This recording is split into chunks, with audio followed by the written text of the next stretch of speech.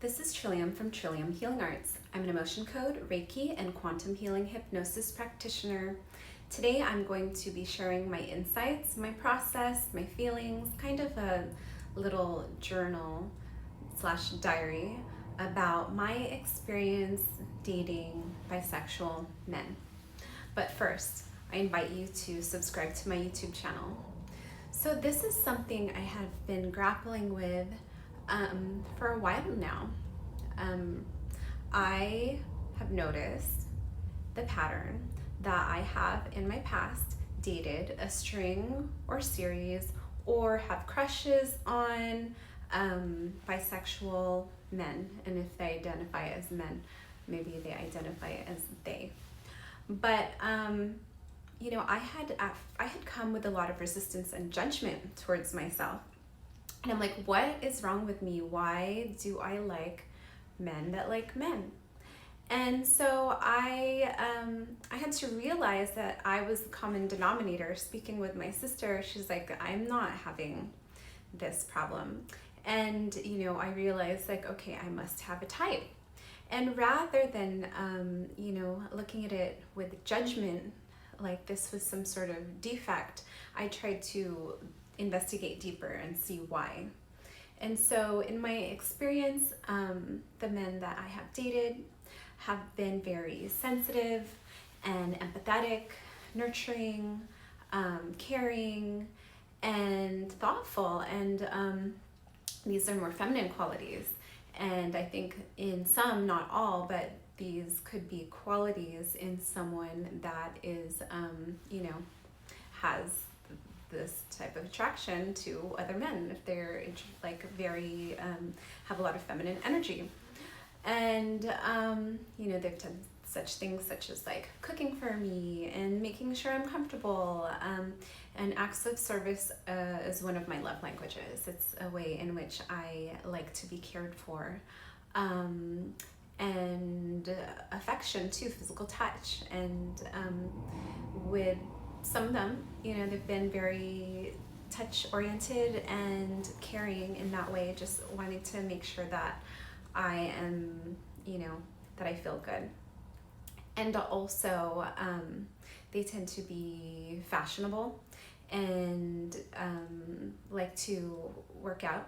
Now it's becoming more acceptable here in the United States, with the whole metrosexual movement. And I think it's very culturally practiced in European countries, but maybe not so much here unless you happen to be like in LA or maybe Miami, or New York. So yeah, I have a history, and I used to live in the Bay Area, and I think it is more widely accepted up there, bisexuality, that it's very experimental. I think a motto up there is like, let your freak flag fly. And I myself have experimented, but I found that female genitalia just does not do it for me. And I've had so many, I'd say a huge number of my female friends are bisexual, and they don't receive the same sort of stigma as the males do. It's even considered like hot. And some females that I know can get into it and say that they enjoy gay porn, but to each their own. Sexuality and attraction is a very complex topic, and I think in certain cultures before, it had just been widely accepted as just part of society, such as Greek cultures and maybe some Latin cultures, but I think it was more hidden. There have been a lot of dynamics such as like richer established men taking on younger apprentices, and supporting them financially and educationally.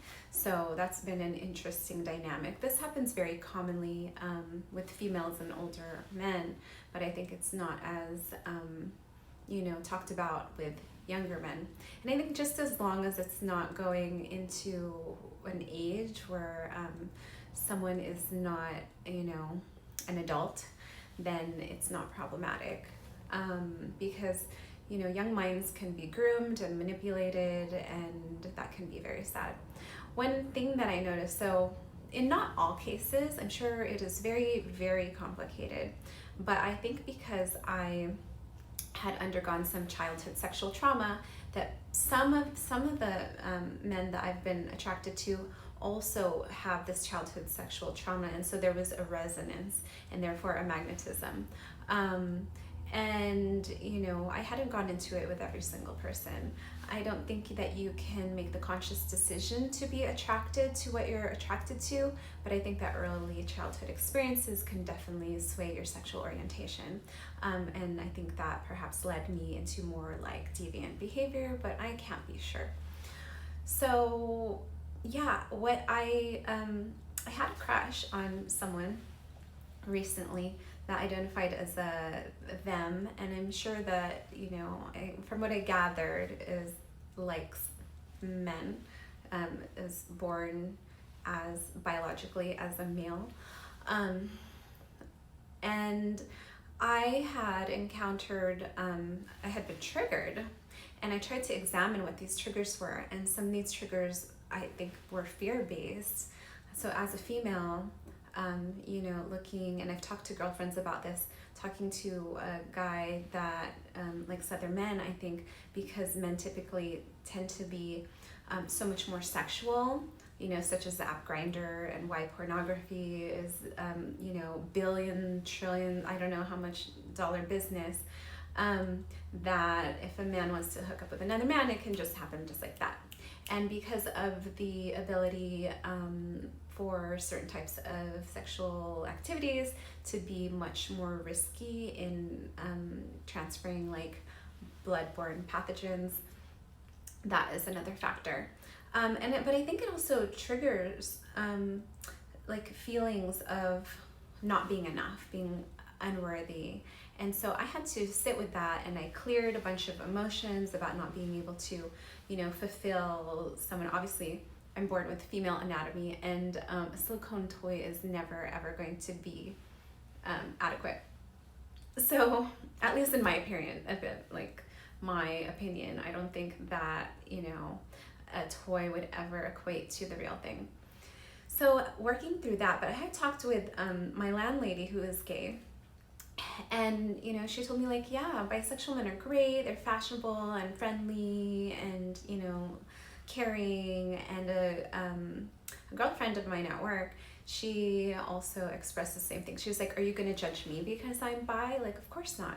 Attraction is very different. It doesn't necessarily mean that because someone is attracted to both sexes that they're going to engage with everybody.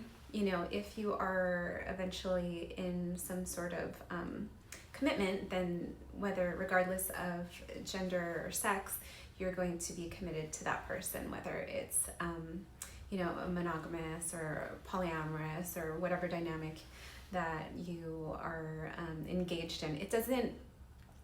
The relationship between you and that person doesn't necessarily reflect the relationship or relationships with other people in in their scope.